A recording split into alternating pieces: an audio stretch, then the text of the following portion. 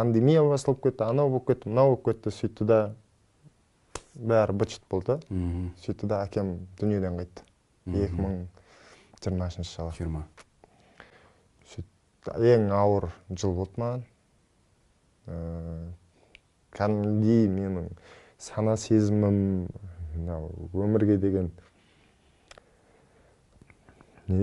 талпыныс.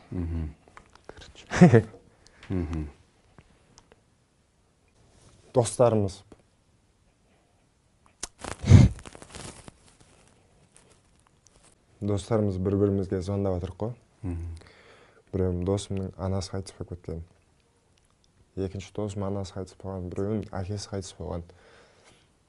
Әшейін көңіл айту.